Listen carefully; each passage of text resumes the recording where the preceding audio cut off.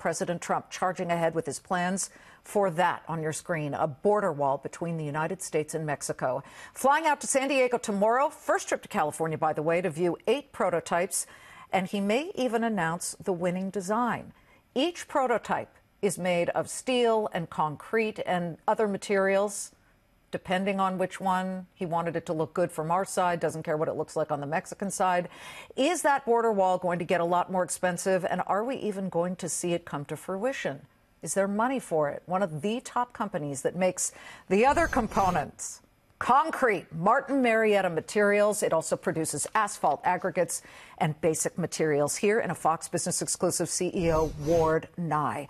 We've got 2 major developing stories here. Number 1, the prototypes. But number 2, which I'm going to push to the front here, this trade issue. Canada furious. You have operations in Canada, do you not? We have 1 operation in Canada, but most of what we produce in Canada is crushed granite, and it's finding its way back into the United States. What do you see then for the tariffs? And are you as angry as, say, Prime Minister Trudeau?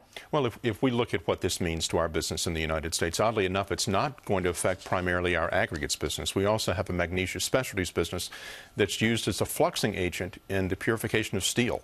So if we look at that piece of our business that has margins in the mid-30s, and we see U.S. steel production going up in the United States, it's actually very helpful to what Marietta does. Interesting. Okay, so this is a positive story. You're not necessarily one of these companies that says, President, you've got to understand how this works. We need globalist type of trade thinking. Well, again, through the Martin Marietta lens, what we're looking at on this right now is actually helpful to our company. Let's get to this border wall.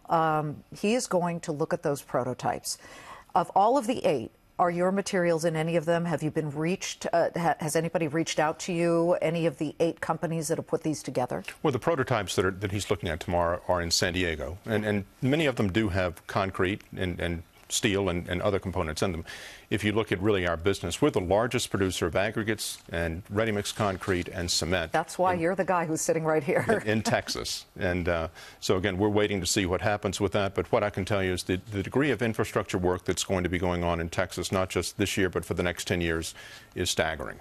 Let's reverse the clock, if we can, to the beginning of 2017. President in all his glory is inaugurated, and he is constantly commenting, we're going to build that wall.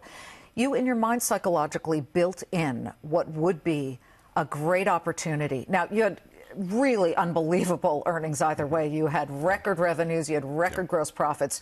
But that was in spite of the fact that we didn't get any kind of infrastructure plan. Are you worried that we won't see an infrastructure, a bigger, broader infrastructure plan beyond the wall at this point? To me, it's not a matter of whether we get one, it's a matter of when we get one. And much of what's been happening, to your point, over the last several years, Liz, is the states have been carrying more of this water historically than they would have.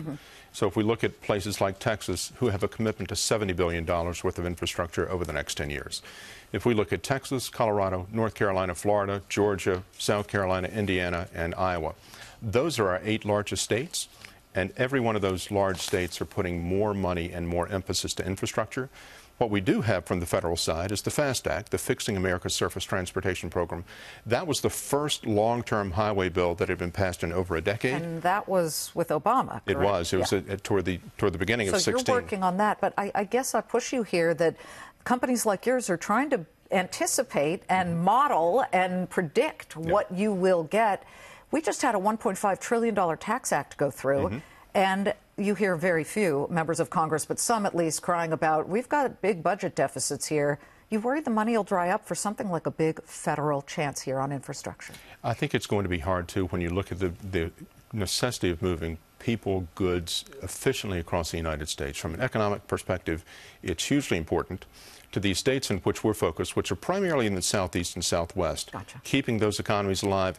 You mentioned before what's happening with jobs. The other thing that I would underscore to you is what's happening with population dynamics, because those are going to be the 2 drivers of infrastructure use.